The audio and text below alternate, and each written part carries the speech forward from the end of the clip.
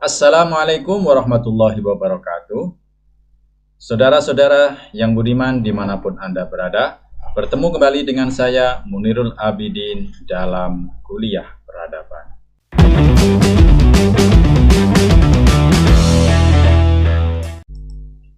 Kali ini kita akan mengkaji tentang satu tema yang menurut saya penting bagi umat Islam dewasa ini, yaitu tentang faktor-faktor yang menyebabkan kemunduran Islam dan bagaimana cara untuk membangkitkannya.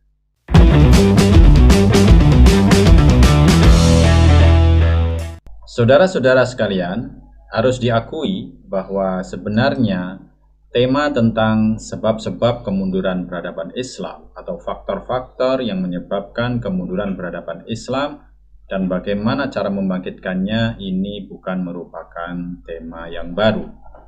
Karena apa? Karena sejak 2 atau 3 abad yang lalu, tema ini sudah ramai diperbincangkan oleh para akademisi, oleh para pemikir Islam, oleh para cendekiawan Muslim dan sebagainya yang mencoba untuk memahami dan menjelaskan kepada umat Islam terkait tentang sebab-sebab kemunduran peradaban Islam ini.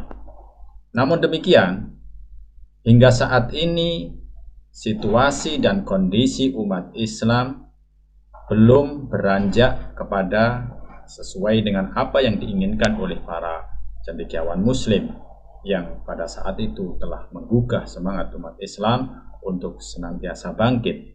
Karena itu, mengulang kembali, membahas kembali tentang sebab-sebab kemunduran Islam dan bagaimana cara untuk membangkitkannya ini merupakan sesuatu yang selalu up to date dari waktu ke waktu. Yang menjadi pertanyaan adalah, apa yang menyebabkan Islam mundur? Salah seorang cendekiawan Muslim dari Iran sekitar abad ke-20 Masehi yang lalu yang bernama Amir Saqib Arsalan itu pernah menulis sebuah buku yang berjudul Limada Ta'akharul Muslimun wa Taqaddama Ghairuhum, yang artinya mengapa orang-orang Islam itu mundur atau terbelakang dan orang-orang selain Islam itu maju. Pertanyaan ini diajukan oleh Amir Saqib Arsalan karena beliau melihat kemajuan yang luar biasa terjadi di negara-negara barat secara umum dan khususnya adalah negara-negara Eropa dan Amerika. Dia terperangah dengan kemajuan yang terjadi di negara-negara itu, padahal mereka atau banyak di antara mereka yang dulu belajar dari peradaban Islam. Ketika Islam menjadi jaya pada abad-abad 1000 sampai 1200 Masehi, di mana Islam menjadi rujukan dalam berbagai macam bidang di seluruh penjuru dunia pada saat itu, Barat itu masih di dalam kegelapan. Tetapi hanya dalam waktu yang singkat, 500 sampai 600 tahun saja, mereka telah bangkit dan mengalahkan peradaban Indonesia, peradaban dunia. Sementara masyarakat Islam, maksud saya mengalahkan peradaban dunia Islam. Sementara itu, peradaban dunia Islam justru jatuh pada tahap yang sangat drastis. Nah, karena itulah Amir Saqib Arsalan itu mencoba untuk menganalisis dan memahami mengapa peradaban Islam itu jatuh dan peradaban Eropa itu maju. Maka setelah melakukan analisis yang panjang terhadap peradaban Islam terutama, maka dia menyimpulkan beberapa poin terkait dengan faktor-faktor yang menyebabkan kemunduran Islam itu. Salah satu faktor yang menjadi titik tekan Amir Saqib Arsalan itu adalah bahwa umat Islam itu mundur karena mereka jauh dari kitabullah atau Al-Quranul Karim dan Sunnah Rasulullah SAW. Dan dulu umat Islam itu maju karena mereka mengamalkan kitabullah dan juga Sunnah Rasulullah SAW. Karena itu, menurut Amir Syakib Arsalan ini, bahwa umat Islam harus kembali lagi kepada kitabullah dan mengkaji lagi kitabullah, dan mereka menjauhi hal-hal atau penyimpangan-penyimpangan yang terjadi di dalam implementasi dan pelaksanaan ajaran Al-Quran dan As-Sunnah itu. Dan Amir Syakib Arsalan kemudian mengkritik berbagai macam praktek dalam Islam yang telah condong kepada kegiatan-kegiatan yang bersifat bid'ah, tahayul, dan khurafat. Faktor kedua yang dilihat oleh Amir Syakib Arsalan itu adalah tentang hilangnya thiqah atau kepercayaan orang Islam terhadap diri mereka sendiri. Umat Islam, karena mereka ditimpa berbagai macam permasalahan baik internal maupun eksternal pada masa-masa kemunduran Islam, itu menjadikan kaum muslimin banyak yang merasa inferior ketika mereka harus berhadapan dengan dunia luar. Umat Islam yang secara internal terpecah belah, di mana antara satu kesultanan dengan kesultanan yang lain itu saling berebut kekuasaan. Ada di antara mereka yang minta bantuan ke negara-negara tetangga untuk memusuhi sesama Islam dan sebagainya, sehingga secara internal kaum muslimin tercerai-berai. Di samping itu, negara-negara barat yang sudah berinvasi ke negara-negara Islam dan mengalahkan beberapa negara yang dikuasai oleh orang Islam termasuk Spanyol, Mesir, dan sebagainya, akhirnya mereka merasa inferior dan rendah diri. Karena itu banyak di antara mereka yang kemudian lari dan terjun ke dalam dunia tasawuf, sehingga mereka menjadi manusia-manusia yang merasa inferior dan rendah diri. Faktor yang ketiga yang dilihat oleh Amir Syakib Arsalan terkait dengan sebab-sebab kemundurnya Islam ini adalah karena taklid buta. Banyak di antara kaum muslimin yang mereka enggan untuk belajar agama atau belajar ilmu-ilmu yang lain. Mereka lebih bersifat paternalistik, mengikut kepada para imam mereka, mengikut kepada para ulama tanpa mau berpikir dan mengkritisi apakah pendapat-pendapat itu benar atau salah. Karena itu, sifat taklid ini harus, menurut Amir Syakib Arsalan, harus dikikis dari umat Islam, sehingga mereka mau belajar sendiri mendalami agama Islam itu tidak hanya dari pendapat-pendapat para ulama semata, tetapi mereka mengkritisi dan mau berpikir secara kritis terhadap segala macam hal yang diberikan kepada mereka. Dan taklid buta ini yang menyebabkan umat Islam itu kehilangan kekritisannya dan mereka hanya mengekor kepada para ulama dan pimpinan yang mereka anut semata. Faktor yang keempat yang menyebabkan kemunduran Islam itu adalah adanya at-tafriqah atau perpecahan di kalangan umat Islam. Menurut Amir Syakib Arsalan, bahwa perpecahan yang terjadi di kalangan umat Islam, baik mulai dari dulu hingga sekarang, ini yang menyebabkan kemunduran umat Islam. Memang kalau kita lihat sejarah umat Islam, perpecahan di antara kaum muslimin itu sudah terjadi sejak Rasulullah SAW meninggal dunia, baik itu pada masa Khulafaur Rasyidin, masa Bani Umayyah, Bani Abbasiyah, Utsmaniyah, hingga saat sekarang ini perpecahan terus terjadi di kalangan umat Islam. Pada zaman dulu perpecahan itu hingga menyebabkan terbunuhnya beberapa para sahabat, kemudian juga terpecahnya beberapa kesultanan Islam, dan hingga saat ini kalau kita saksikan di belahan dunia Islam, terutama di daerah Timur Tengah, telah terjadi perpecahan yang luar biasa di antara mereka. Kita lihat misalnya di negara Suriah yang dulunya merupakan negara yang gemah ripah loh jinawi, di mana mereka dulu menjadi satu negara yang sangat makmur, tapi karena perpecahan, masalah perbedaan pendapat, masalah politik dan sebagainya, sekarang menjadi porak-poranda. Begitu juga yang terjadi di Irak yang sejak tahun 2002 hingga sekarang mereka belum bisa membangun negara secara stabil. Belum lagi negara-negara yang lain seperti Libya, Yaman dan sebagainya yang pada saat ini masih diselimuti dengan perpecahan antar sesama muslim. Kalau kita lihat juga di Indonesia, kelihatannya aman-aman saja, tapi sebenarnya di Indonesia pada saat ini juga terjadi perpecahan-perpecahan di kalangan umat Islam.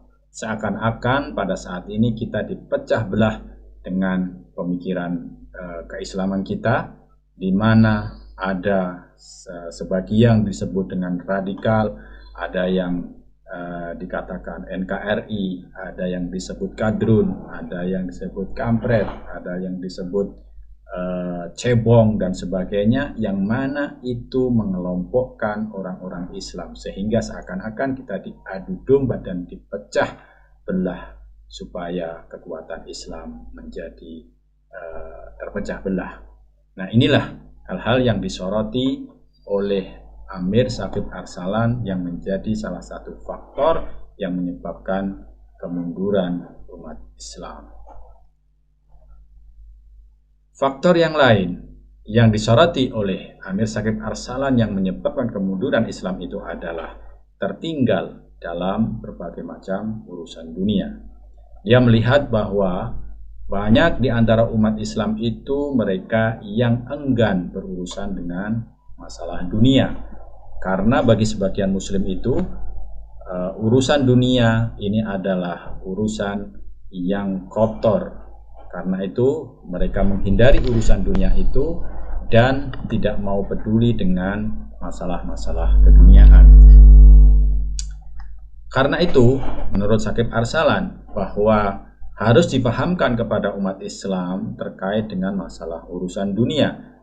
Dunia adalah sangat penting. Dia tidak kalah penting dengan masalah akhirat, karena bagi seorang muslim urusan dunia atau keduniaan ini adalah merupakan jalan menuju akhirat. Karena itu Rasulullah SAW bersabda, "I'mal lidunyaka ka'annaka ta'ishu abadan wa'mal li akhiratika ka'annaka tamutu ghadan." Jadi hadis ini menjelaskan, bekerjalah kamu seakan-akan kamu akan hidup selama-lamanya, dan bekerjalah untuk akhiratmu, atau beribadahlah kamu seakan-akan kamu akan mati besok. Dari sini maka Rasulullah SAW itu menginginkan agar umat Islam itu menjadi manusia yang seimbang, di mana dia tidak lupa dengan urusan dunianya dan juga tidak lupa dengan urusan akhiratnya. Nah, umat Islam yang tertinggal dari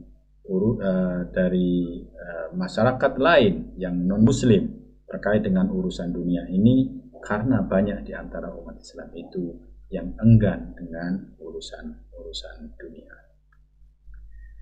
Itulah beberapa faktor yang menurut Syakib Arsalan perlu untuk diperbaiki dalam diri umat Islam agar mereka bisa bangkit kembali untuk menjadi seorang muslim yang memiliki peradaban yang maju.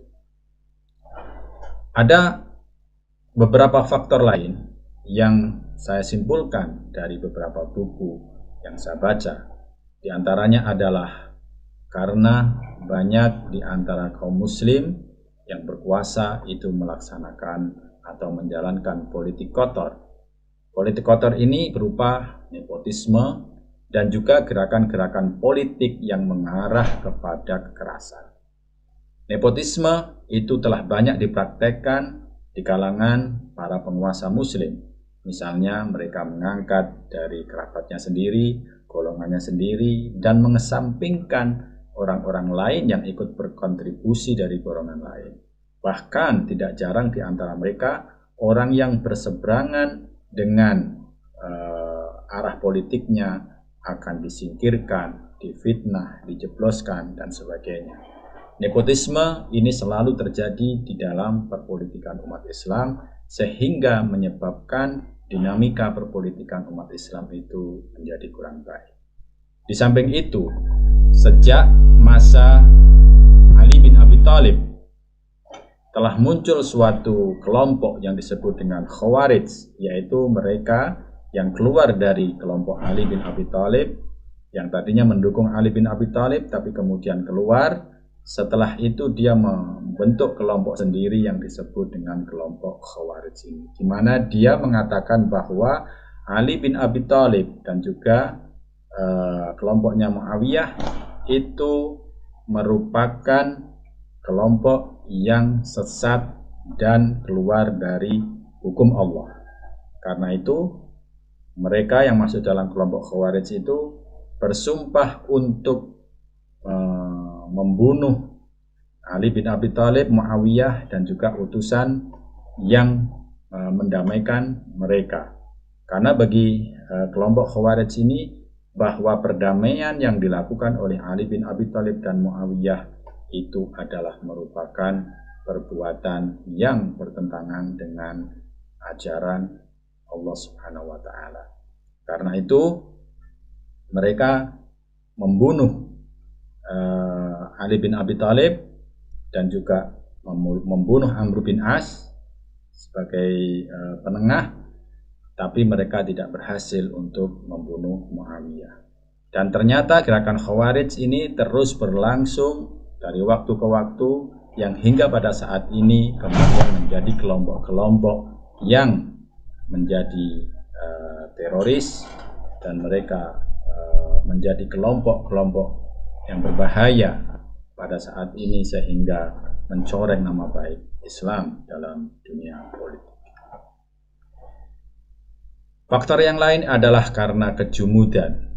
Banyak di antara orang Islam itu yang mereka berpandangan jumud, menolak pembaharuan, menolak adanya istihad-istihad, karena mereka beranggapan bahwa apa yang diajarkan oleh Rasulullah dulu itu tidak bisa dirubah, tidak bisa diperdebatkan, dan sebagainya. Padahal kita ini dari waktu ke waktu perkembangan zaman mengharuskan kita untuk memiliki pemikiran-pemikiran baru tanpa harus meninggalkan hal-hal yang lama. Karena itu kelompok yang jumud ini mereka menolak istihad-istihad baru di dalam kehidupan, baik yang berkaitan dengan kehidupan dunia apalagi kehidupan akhirat. Kejumudan ini menjadi salah satu faktor yang menyebabkan keterbelakangan dan kemunduran umat Islam. Faktor yang lain adalah eksklusivisme. Eksklusivisme itu adalah satu paham yang menganggap bahwa dirinya itu adalah yang terbaik. Banyak di antara orang Islam itu yang menganggap dirinya lebih baik daripada yang lain-lain, sehingga mereka menolak untuk berinteraksi dengan kelompok lain. Mereka mengurung diri, mereka tidak mau bergaul dengan dunia luar, sehingga mereka tertutup dan tidak mau melihat hal yang ada di luar. Ibaratnya seperti katak di dalam tempurung.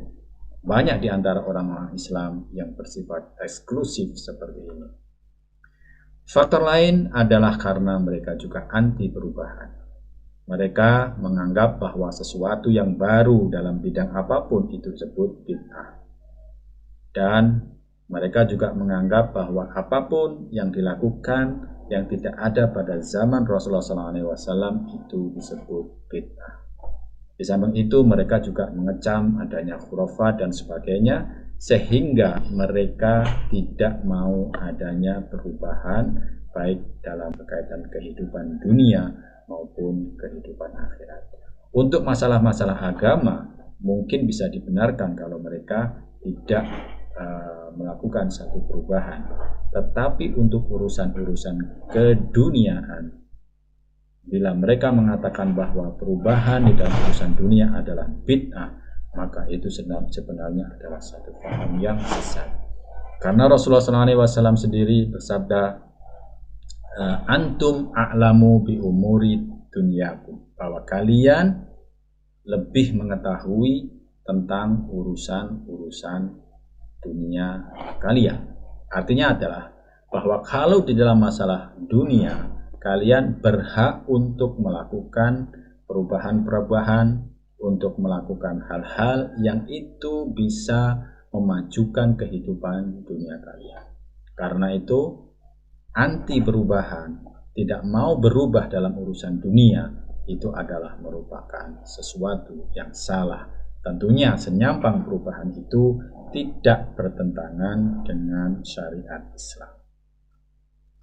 Itu adalah beberapa hal, faktor-faktor yang menurut saya menyebabkan kemunduran umat Islam baik di masa lalu maupun di masa sekarang. Nah, menjadi pertanyaan berikutnya adalah bagaimana strategi untuk meningkatkan atau membangkitkan umat Islam pada masa sekarang ini. Ada beberapa aliran di dalam Islam yang sudah dikemukakan oleh para tokoh, oleh para pemikir-pemikir Muslim dulu untuk membangkitkan peradaban Islam ini. Salah satu aliran itu adalah aliran purifikasi, di mana aliran ini beranggapan bahwa kemunduran umat Islam itu disebabkan karena jauhnya umat Islam dari Al-Quran dan As-Sunnah, dan karena mereka telah melakukan penyimpangan-penyimpangan terhadap ajaran Islam itu, sehingga lahirlah khurafat, bid'ah, dan tahayul dalam dunia Islam. Karena itu menurut mereka, jalan yang ditempuh untuk membangkitkan peradaban Islam itu adalah dengan cara purifikasi, yaitu memurnikan kembali ajaran Islam. Nah, gerakan ini awalnya dimotori oleh Ibnu Taimiyah, Muhammad bin Abdul Wahab, Jamaluddin Al-Afghani, Muhammad Abduh, dan Muhammad Rashid Ridho. Gerakan purifikasi ini telah diikuti oleh banyak sekali kelompok-kelompok Muslim, terutama yang terjadi di Arab Saudi dengan gerakan Islam Wahabinya. Terus kemudian juga beberapa negara lain yang juga ikut melakukan purifikasi ajaran Islam ini. Namun yang menjadi pertanyaan adalah, apakah purifikasi ini mampu membangkitkan peradaban Islam kembali? Hingga saat ini kita lihat bahwa negara-negara yang melakukan purifikasi ajaran Islam itu ternyata juga belum mampu membangkitkan peradaban Islam. Bahkan terkesan bahwa beberapa negara yang melakukan purifikasi itu mereka tertinggal dari sisi masalah-masalah peradaban modern, baik itu dalam bidang pendidikan, dalam bidang sosial, ekonomi, dan sebagainya. Karena itu mungkin dapat dikatakan bahwa purifikasi itu mungkin berhasil di dalam mengembalikan ajaran Islam seperti yang dilakukan, seperti yang mereka inginkan, tetapi dalam urusan peradaban Islam modern mereka masih dipertanyakan, dan bahkan mungkin bisa dikatakan mereka juga termasuk negara-negara yang tertinggal bila dibandingkan dengan dunia modern. Aliran yang kedua itu adalah westernisasi. Aliran ini beranggapan bahwa untuk membangkitkan peradaban Islam ke depan itu harus dibaratkan. Westernisasi ini adalah suatu aliran di mana kalau Islam ingin bangkit, maka faham-faham barat itu harus dibawa ke dalam dunia Islam dan menggantikan nilai-nilai keislaman yang ada. Nilai-nilai barat tersebut adalah misalnya sekularisme, pluralisme, liberalisme, dan sebagainya. Sekularisme itu adalah memisahkan antara urusan dunia dan urusan akhirat. Urusan dunia tidak boleh dicampur aduk dengan urusan akhirat. Misalnya dalam dunia politik, tidak boleh memasukkan unsur-unsur agama di dalam politik. Harus memisahkan urusan politik dengan urusan agama. Begitu juga dalam bidang ekonomi, sosial, dan sebagainya. Kemudian pluralisme, di mana mereka menyamaratakan antara satu dengan yang lain, semuanya dianggap sama. Liberalisme yang berarti faham yang menganut kebebasan, di mana manusia bebas untuk berbuat segala sesuatunya. Mereka bebas untuk mengekspresikan pendapatnya, untuk melakukan apa saja senyampang mereka tidak melanggar atau tidak mengganggu orang lain. Nah, faham ini diterapkan secara 100%. Dulu pernah diterapkan oleh seorang panglima bernama Kemal Atatürk ketika dia mampu mengalahkan dinasti-dinasti Utsmaniyah di Turki. Akan tetapi dengan adanya westernisasi ini, apakah Turki berhasil untuk memodernkan peradaban Islam yang ada di sana? Tentunya kalau Anda pergi ke Turki sekitar 10 ataupun 15 tahun yang lalu akan melihat bagaimana Turki yang dulu merupakan negara Islam sangat kuat, di mana peradabannya dikenal dengan peradaban yang sangat Islami, tapi dirubah oleh Kemal Atatürk itu menjadi peradaban yang hampir 100% berbau barat. Karena itu yang menjadi pertanyaan adalah apakah westernisasi ini berhasil memodernkan atau menjadikan Turki negara maju? Mungkin sebagian orang akan mengatakan iya untuk masalah-masalah peradabannya seperti Barat. Tetapi untuk masalah yang terkait dengan peradaban keislamannya tentu kita masih bertanya-tanya. Kalau Anda pergi ke Turki, dan saya alhamdulillah sempat pergi ke Turki dan berdiam di sana selama 2 minggu dan melihat Istanbul dan sekitarnya, memang di sana bekas-bekas kejayaan Islam itu terlihat begitu nyata. Di mana kalau Anda pergi ke Hagia Sophia, terus kemudian juga ke beberapa tempat di mana peninggalan umat Islam pada saat itu sangat luar biasa. Yang namanya masjid sepanjang jalan menuju ke Hagia Sophia, kanan kiri itu ada masjid yang sangat besar, di mana setiap 100 meter itu ada masjid. Tetapi apa yang terjadi dengan masjid-masjid itu pasca Kemal Atatürk?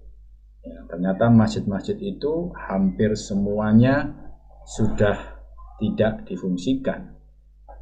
Dulu Turki yang sangat ramai dengan kegiatan-kegiatan keislaman, tetapi karena peran Kemal Atatürk yang membaratkan Turki sehingga menjadikan peradaban Islam terutama adalah masjid dan perpustakaannya itu menjadi terbengkalai dan tidak digunakan lagi.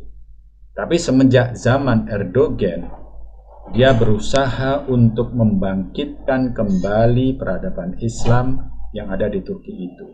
Sehingga kebijakan-kebijakan yang dulunya menutup masjid, perpustakaan, dan tempat-tempat keislaman itu dihidupkan kembali oleh Erdogan dan kemudian dimanfaatkan lagi. Dan ketika saya pergi ke sana, alhamdulillah beberapa masjid yang ada di sekitar sana itu semuanya sudah difungsikan. Memang ada beberapa masjid yang tidak difungsikan lagi karena bangunannya yang sudah tua atau karena berdekatan dengan masjid-masjid yang lain, sehingga dipilih beberapa masjid yang itu memang layak untuk digunakan untuk sholat dan kegiatan-kegiatan keislaman. Itu yang terjadi di Turki. Karena itu bisa dikatakan bahwa program westernisasi negara Islam ternyata juga tidak mampu membangkitkan kembali peradaban Islam pada saat sekarang ini. Kemudian ada aliran yang ketiga adalah modernisasi. Modernisasi ini beranggapan bahwa untuk menjadi masyarakat Islam yang beradab, yang memiliki peradaban yang unggul, tidak perlu menjadi barat atau tidak perlu melakukan westernisasi, tetapi cukup dengan melakukan modernisasi. Modernisasi ini adalah melakukan perubahan-perubahan, melakukan pembaharuan-pembaharuan dalam berbagai macam bidang, baik itu bidang pendidikan, ekonomi, sains, teknologi, dan sebagainya. Gerakan modernisasi ini sangat masif dilakukan. Pada awalnya dimotori oleh Muhammad Iqbal, Jamaluddin Al-Afghani, dan para tokoh-tokoh lain yang diikuti hingga zaman sekarang ini. Modernisasi ini memang bentuknya bermacam-macam. Ada di antara mereka yang melakukan modernisasi dalam berbagai macam bidang, sehingga mengambil semua unsur baru yang ada di Barat, yang dipadukan dengan nilai-nilai keislaman. Ya, ada di antara mereka yang modernisasinya itu dengan harus meninggalkan nilai-nilai Islam, tapi banyak di antara mereka yang tetap mempertahankan Islam, nilai-nilai Islam, tetapi mereka mengadopsi nilai-nilai kemodernan atau seperti ilmu pengetahuan, teknologi, dan sebagainya. Karena itu, dalam prinsip modernisasi ini yang paling terkenal itu adalah satu jargon modernisme atau postmodernisme yang mengatakan bahwa al-muhafadzatu 'alal qadimis salih wal akhdhu bil jadidil aslah, yaitu bahwa kita perlu menjaga tradisi atau nilai-nilai lama yang baik dan kita mengambil nilai-nilai baru yang lebih baik. Jadi yang nilai-nilai lama itu tetap dijaga, tetap dipertahankan, tetapi kita juga tidak anti terhadap nilai-nilai yang baru. Nilai yang lama itu dipadukan nilai-nilai yang baru sehingga melahirkan dinamika-dinamika. Kemudian muncul juga satu jargon yang mengatakan al-muhafadzatu 'alal qadimis salih wal ijadu bil jadidil aslah. Yang kedua ini tidak hanya kita mengambil unsur-unsur yang baru, tetapi juga mengadakan unsur-unsur yang baru. Jadi dengan ijad itu artinya adalah kita berkreasi, kita menciptakan sesuatu yang baru yang itu akan berguna bagi kemajuan umat Islam.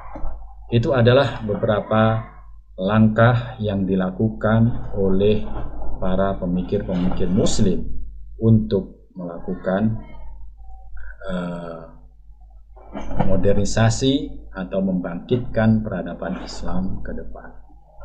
Maka dari beberapa pemikiran terkait dengan bagaimana cara membangkitkan peradaban Islam dan juga tentang faktor-faktor yang menyebabkan kemunduran Islam tadi, maka saya di sini menyimpulkan beberapa poin penting untuk membangkitkan peradaban Islam pada dewasa ini. Yang pertama, bahwa kalau kita ingin peradaban Islam itu maju, maka kita tetap, saya sepakat, harus kembali kepada Al-Quran dan As-Sunnah. Karena kita melihat akhir-akhir ini banyak sekali aliran-aliran pemikiran-pemikiran di dalam Islam yang menyimpang dan sesat. Kalau kita tidak cermat terhadap pemikiran-pemikiran dan aliran-aliran yang berkembang pada saat ini, maka bisa jadi kita terjerembab ke dalam sebuah pemahaman tentang keislaman yang menyimpang dan sesat. Bagaimana caranya? Ya.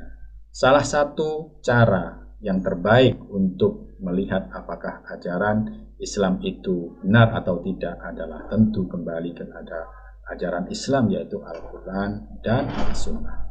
Yang kedua, bahwa senyampang ajaran itu dikatakan benar adalah manakala dia itu mengajak kepada kebajikan dan mengajak kepada persatuan umat Islam.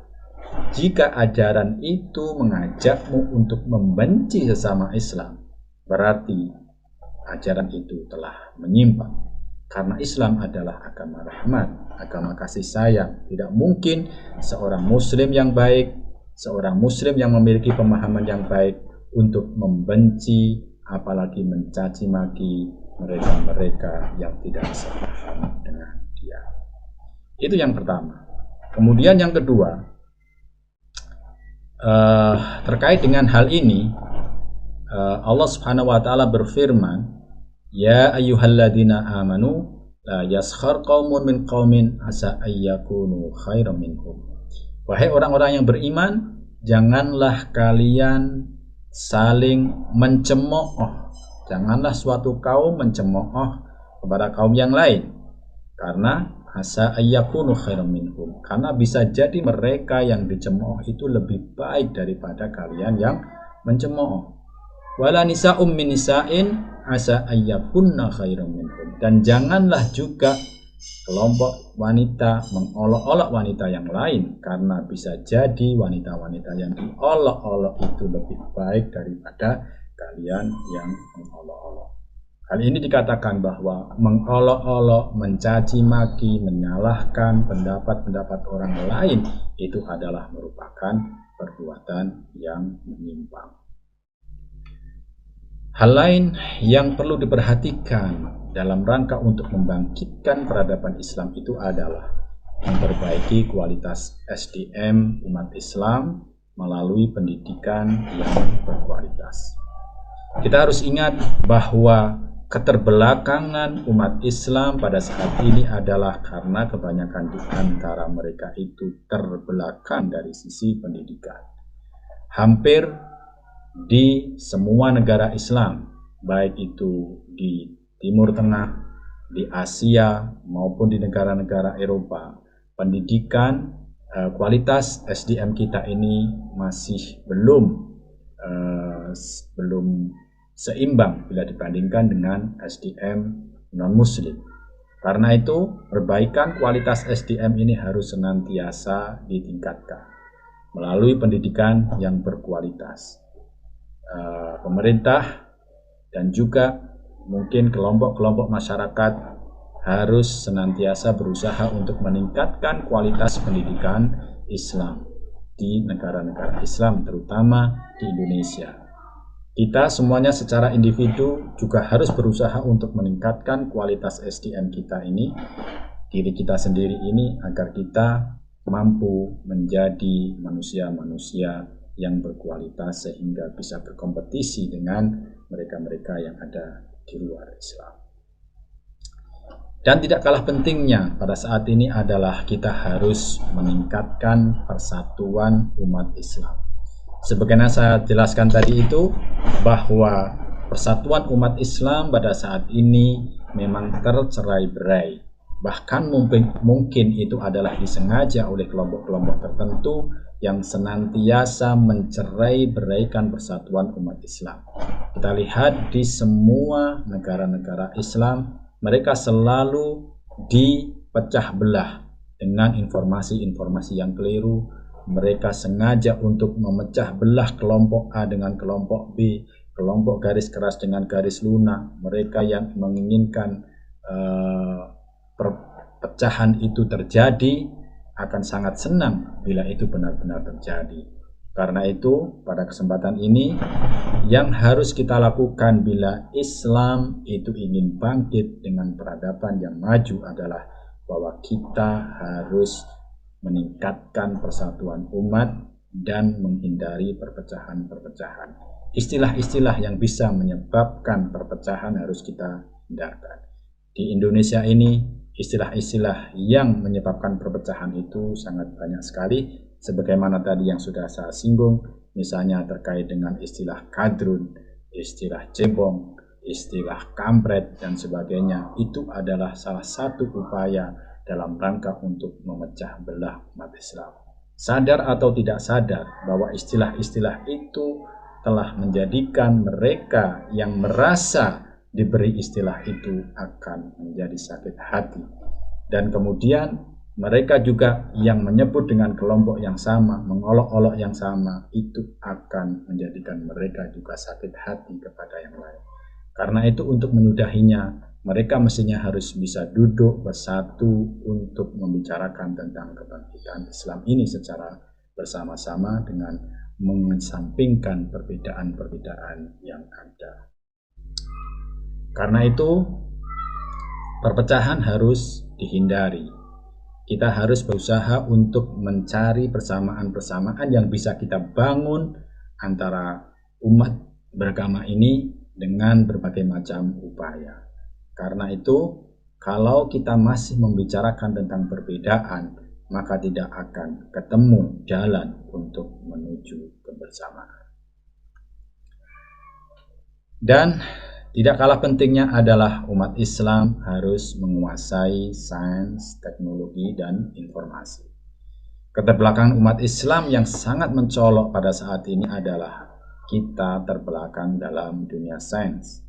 Kita mengekor dalam dunia sains kepada dunia Barat, Eropa, Jepang, Cina, dan sebagainya.